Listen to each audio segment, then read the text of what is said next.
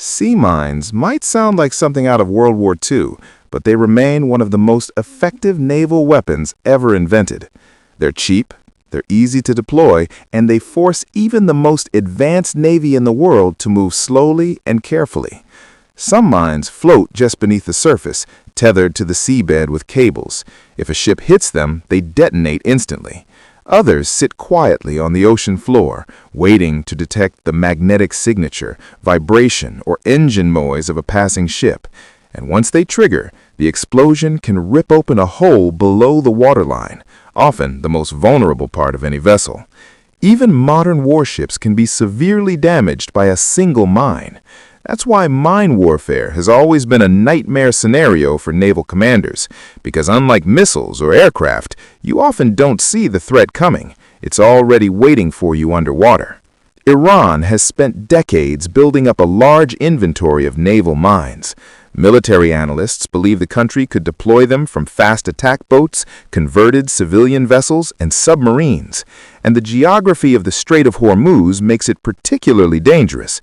Shipping lanes there are only about 2 miles wide in each direction, so if mines appear in those corridors, commercial traffic could grind to a halt almost immediately. Which raises a tense question. If that happens, who clears the path? For decades, the United States Navy has trained specifically for this kind of scenario. Mine warfare may not sound dramatic compared to aircraft jets or fighter jets, but in reality, it's one of the most complex naval operations there is. Because the first rule of mine clearance is simple. You have to find them before they find you. And that's not easy when they're hidden underwater, sometimes buried in mud or sand. So the Navy uses specialized ships and aircraft designed specifically to hunt them. For many years, one of the Navy's primary mine-clearing platforms has been the Avenger-class mine countermeasures ship. These ships look modest compared to destroyers or cruisers, but they're built very differently. Their hulls are made with materials that reduce magnetic signatures, sometimes even wood layered with fiberglass, because many mines trigger when they detect a ship's magnetic field. Imagine the irony. A modern warship designed to be less detectable than a fishing boat. These ships move slowly through suspected minefields, scanning the seabed using high-resolution sonar. The sonar creates detailed images of the ocean floor, and operators look for anything unusual, a round object, a cable, something that shouldn't be there. When they find something suspicious, the next step begins, and that's when things get really delicate. Once a possible mine is identified, the crew usually sends down a remotely operated vehicle. Think of it as an underwater drone with cameras and lights. One example is the Mine Neutralization Vehicle. It slowly descends through the water toward the object. Operators watch on screens aboard the ship as the camera approaches, and sometimes it turns out to be nothing, just a rock or debris. But other times, it's exactly what they feared, a naval mine sitting quietly on the seabed. At that point, the robot places a small explosive charge next to the mine. Then it backs away, and from a safe distance, the charge detonates. One mine down, but maybe dozens more to go. Ships aren't the only tools used to clear mines. The Navy also relies heavily on a massive helicopter called the MH-53E Sea Dragon. This thing is enormous, with a rotor diameter wider than many houses. It can tow specialized equipment through the water behind it. Picture a helicopter flying low over the sea while dragging a system hundreds of feet long beneath the surface. These systems can do several things. They can scan for mines using sonar, or they can simulate the magnetic and acoustic signature of a large ship. Why would they do that? Because some mines detonate when they detect those signals, so the helicopter intentionally triggers them from a safe distance. There's a loud underwater explosion, a column of water erupts, and one more mine is gone. But the helicopter crew has to fly slow, low, and steady over potentially hostile waters, which raises another question. What happens if enemy forces decide to interfere?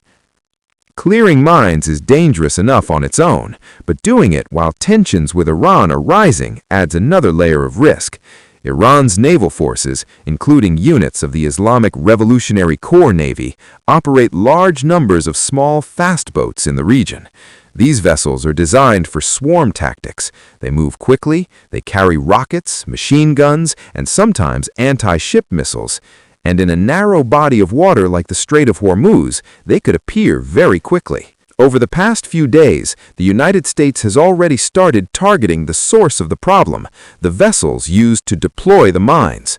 According to U.S. Central Command, American forces carried out strikes on Iranian naval units operating near the Strait of Hormuz, destroying at least 16 boats believed to be used for laying sea mines.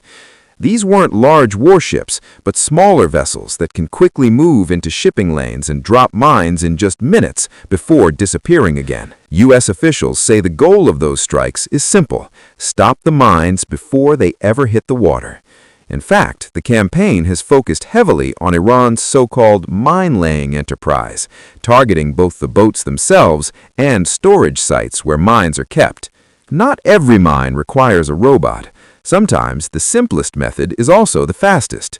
If a floating mine is spotted on the surface, sailors may simply destroy it using heavy machine guns or automatic cannons mounted on the ship. You might imagine sailors lining the deck of a destroyer, firing bursts into the water until the mine detonates. Other times, explosive charges are dropped nearby, and occasionally even missiles or small precision weapons are used if the mine poses a risk to nearby ships. It's messy, it's loud, and it's far from elegant, but in a critical shipping lane, speed matters. The ultimate goal of a mine-clearing operation isn't to remove every mine in the ocean. That would take forever. Instead, the Navy creates a safe corridor, a narrow channel wide enough for commercial ships to pass through safely. That corridor is carefully mapped and constantly monitored. And once it's opened, the next phase begins: escort operations. If tensions escalate further, U.S. and allied warships may escort commercial vessels through the Strait of Hormuz. Destroyers move ahead of the convoy, aircraft patrol overhead, surveillance drones scan for threats, tankers follow in line like a slow-moving convoy. It's a system that has been used before during previous tensions in the Persian Gulf, but it's never routine because every trip through the strait carries the same underlying tension. What if another mine appears? What if a small boat approaches too quickly? What if the conflict spreads further?